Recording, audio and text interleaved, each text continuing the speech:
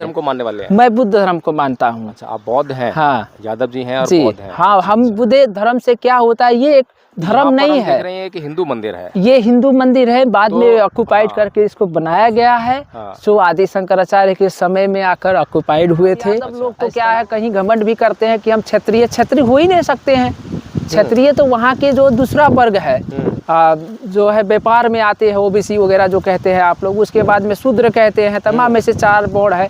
तो कैसे ये सबसे, हम लोग तो शूद्र में पढ़ते हैं, तो ये कैसे हो सकते हैं, ये क्षत्रिय में नहीं हो सकते। प्राकृतिक ज्ञान दिया, प्राकृतिक रियलिटी है। उन्होंने कोई आडंबर नहीं दिया, कोई आवरण नहीं दिया है, कुछ तर्क नहीं दिया है, बल्कि जो देखा वही बोला है जी। तो क्या ये भारत और नेपाल जो है, इनके ऊपर जो है बुद्ध का कर्ज नहीं है, इनको चुकाना नहीं चाहिए? एकदम, ये आपका बात बहुत इसमें जो आपका प्रश्न है बहुत मानने की बात करते हैं कि एक आदमी की गर्दन काट दो, उसके ऊपर हाथी गर्दन फिट कर दो और लोग उसको जब विश्वास कर रहे हैं, देखिए ये तो मिथ बात है। वो मानने वाला चीज विश्वास कर रहे हैं ना। अब ऐसा कभी पॉसिबल नहीं है, साइंस कभी इसको प्रूव नहीं कर सकती है, नहीं कर सकता। और वहाँ से ऊपर से भारत के प्रधानमंत्री ये बोलते हैं कि हमारे यहाँ पहली सर्जरी हुई भारत में, दुनिया की सबसे पहली जो सर्जरी हुई है कहीं पर, जो भारत में हुई है, वो क्या हुई है कि गणेश की जो सर्जरी है, जो है इंसान की गर्दन को काट के उस पे हाथी गर्दन फिट कर दी। तो यादव जी, मुझे आपसे एक प्रश्न करना था जी, कि बुद्ध का महत्व जो है इन ऐतिहासिक चीज़ों के लिए है नेपाल में या भारत में, या कोई और बात के लिए? ऐसे है कि ये जो है बुद्ध का जो ऐतिहासिक महत्व है, बुद्ध के ज्ञान और विचार से ये बहुत महत्वपूर्ण रहता है। इसलिए लोग तमाम जगह से लोग बुद्ध के इस जो हेरिटेज साइट को, इसको टच करने के लिए, फील करने के लिए, स्पिरिचुअल इसका जो वैल्यू है उसको महत्व बूझने के लिए, किस तरह का ये इतना बड़ा सांस्कृतिक। तो बुद्ध का जो ज्ञान का जो महत्व है, वो बुद्ध का ज्ञान क्या है, क्या आपको मालूम है? जैसे 4 आर्य सत्य, 4 संसार में दुख है, दुख का कारण क्या है, दुख का निवारण क्या है, दुख का मार्ग क्या है, उसके 4 आर्य सत्य के खोज के लिए उन्होंने अपना सुख सेल समृद्धि, अपने माता पिता, अपने परिवार, प्रजा और इस संसार के चक्र से कैसे मुक्त हो पाएंगे। कौन से धर्म को मानने वाले हैं? मैं बुद्ध धर्म को मानता हूँ। अच्छा, आप बौद्ध हैं? हाँ, यादव जी हैं और जी बौद्ध हैं। हाँ, हम बुद्ध धर्म से क्या होता है, ये एक धर्म नहीं है। देख रहे हैं कि हिंदू मंदिर है, ये हिंदू मंदिर है, बाद में ऑक्युपाइड करके इसको बनाया गया है। जो आदि शंकराचार्य के समय में आकर ऑक्युपाइड हुए थे। अच्छा, इस तरह का जो है, एक तरफ जो है बुद्ध कहते हैं 4 आर्य सत्य की बात करते हैं, दूसरी तरफ हिंदू लोग जो हैं इस बात में बिल्कुल विश्वास नहीं करते जी, और वो जो है कुछ भी कथा कहानी बना देते हैं और उसमें लोगों का विश्वास करने के लिए उनको बोलते हैं जी। जैसे कि हनुमान जी सूरज को निकल गए, ये देखिए ये सब मिथ्स हैं, इस पे मैं विश्वास नहीं करता हूँ। हाँ, आप विश्वास नहीं करते हैं, लेकिन दुनिया विश्वास करती है। नहीं, इसकी वजह क्या है, सबसे बड़ी चीज़ है आपका शिक्षा, आपका ज्ञान, आपका बुद्धि, आपका विवेक, उस पे डिपेंडेंट करता है। अगर जो आप कितने पढ़े लिखे हों, अगर जो छुआछूत जात पात में पढ़ते हैं तो आप पढ़े लिखे नहीं हैं, मेरा कहने का ये मतलब है। अब अगर जो आप लॉजिक नहीं दे पा रहे तो उसका अर्थ क्या है, अर्थविहीन है। तो जैसे आप ही बताए, प्रश्न किए कि सूरज को हनुमान ने निगल लिया, ये कहीं नहीं हो सकता है, ये इम्पॉसिबल चीज़ें हैं, ऐसे है ना।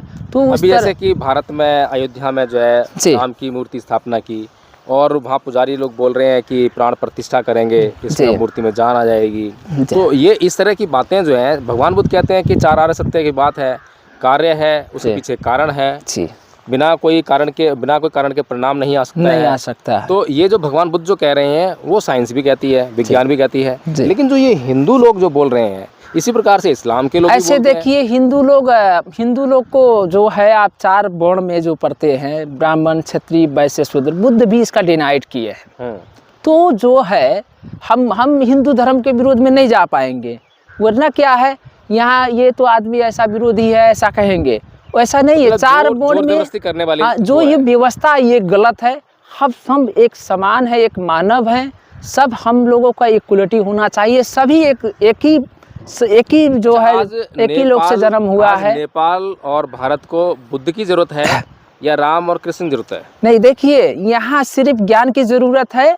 मैं ये नहीं कहने वाला हूँ कि राम का जरूरत नहीं है, कृष्ण का जरूरत नहीं है, या बुद्ध का नहीं, सिर्फ ज्ञान का जरूरत है। सही ढंग से बुद्ध के पास है या राम? देखिए ज्ञान क्या है कि ज्ञान कि आपके पास भी है, अगर जो उस इस्तेमाल हम कर सकते हैं तो वही ज्ञान है। वो ज्ञान जी, जिसे सर्वोच्च ज्ञान कहते हैं, जिसे प्रज्ञा कहा गया। प्रज्ञा वो ज्ञान किसके पास है? बुद्ध के पास वो है, बुद्ध रामकृष्ण के ही पास है, तो उनका ज्ञान जो है कुछ ऐसे हिंदू में अच्छा, भी एक बात इम्पोर्टेंट और चीजें जानना है, ले चाहते सकते हैं हम एक लोग। बात और नहीं, हिंदू में जो इम्पोर्टेंट चीज़ हमें दिखाई दे रही है हाँ। कि मानने की बात करते जी। हैं कि एक आदमी की गर्दन काट दो, उसके ऊपर हाथी गर्दन फिट कर दो और लोग उसको जब नहीं, विश्वास कर देखिए रहे ये हैं, तो मान मिथ लें। बात है, वो हाँ। वो मानने तो वाला लोग चीज विश्वास कर रहे हैं जी। ना, अब ऐसा कभी पॉसिबल नहीं जी। है, साइंस कभी इसको प्रूव नहीं कर सकती है, नहीं कर सकता और है। वहाँ से ऊपर से भारत के प्रधानमंत्री ये बोलते हैं कि हमारे यहाँ पहली सर्जरी हुई, जी।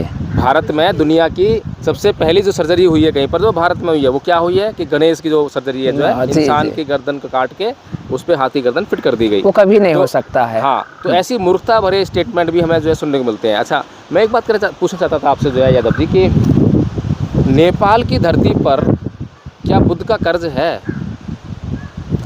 देखिए, मैं इस उत्तर अगर को नेपाल ये कहता है जी कि भगवान बुद्ध सिद्धार्थ के रूप में यहाँ पैदा हुए जी और लुम्बिनी में पैदा हुए जी। और 29 वर्ष तक यहाँ जहाँ हम खड़े हैं, जी। यहाँ पर उन्होंने जीवन जिया, तो क्या इस भूमि पर भगवान बुद्ध का कर्ज नहीं है?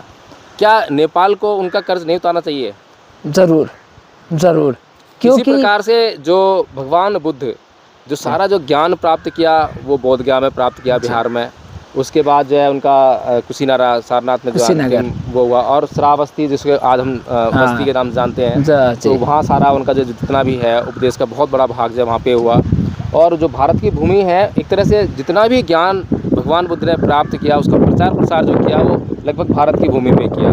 तो क्या ये जो भारत है, ये जो नेपाल है, क्या इनके ऊपर, क्योंकि अगर नेपाल को और भारत को अगर विश्व में कहीं जाना जाता है तो वो बुद्ध के नाम से जाना जाता है, बुद्ध के ज्ञान के कारण जाता है, और बुद्ध के ज्ञान को आज तक जो है किसी ने जो है चैलेंज नहीं किया, क्योंकि बुद्ध ने जो है प्राकृतिक ज्ञान दिया, प्राकृतिक रियलिटी है। उन्होंने कोई आडंबर नहीं दिया, कोई आवरण नहीं दिया है, कुछ तर्क नहीं दिया है, बल्कि जो देखा वही बोला है। तो क्या ये भारत और नेपाल जो है इनके ऊपर जो है बुद्ध का कर्ज नहीं है, इनको चुकाना नहीं चाहिए? एकदम, ये आपका बात बहुत इसमें जो आपका प्रश्न है बहुत महत्वपूर्ण है, बहुत हमें अच्छा लगा ये प्रश्न आप पूछकर।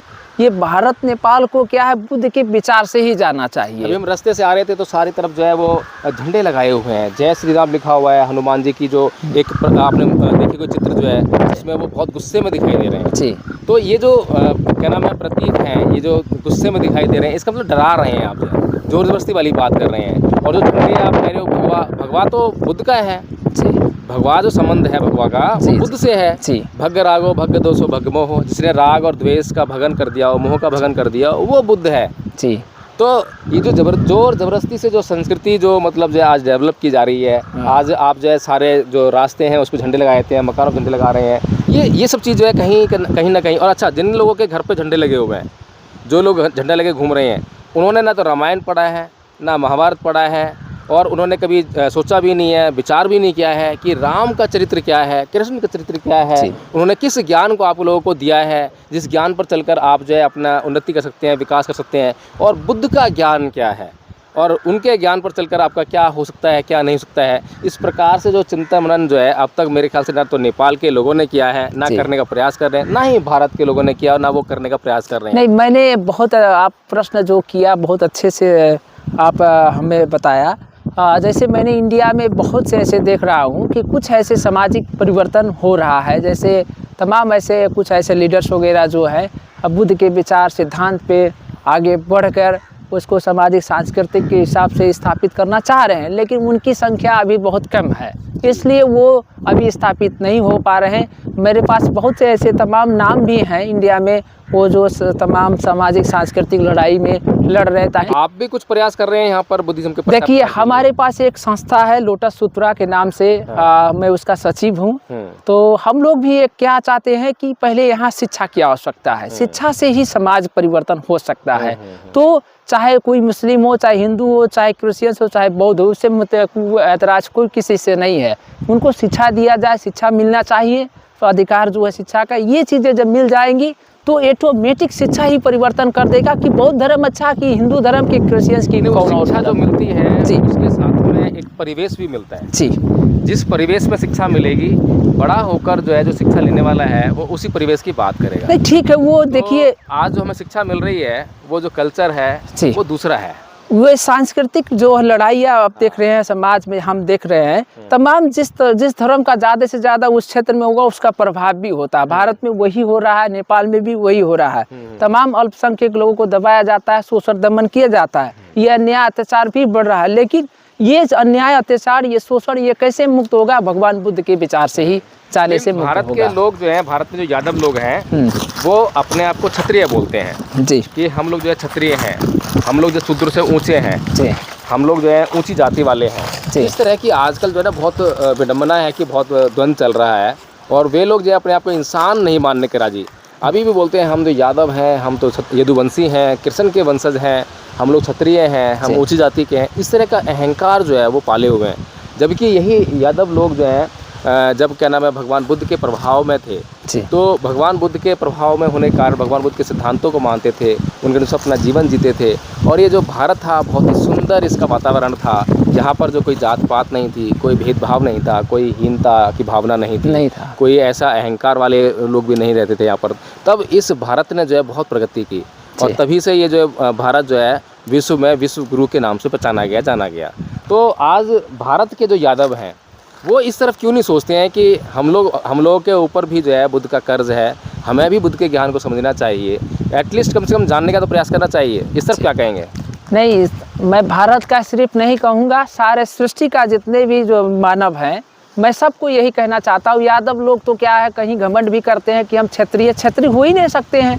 क्षत्रिय तो वहाँ के जो दूसरा वर्ग है, ब्राह्मण पहला वर्ग है, और उसके बाद में जो और लोग आते हैं तो क्या है कि आपके जो है व्यापार में आते हैं, ओबीसी वगैरह जो कहते हैं आप लोग, उसके बाद में शूद्र कहते हैं, तमाम में से 4 बोर्ड है।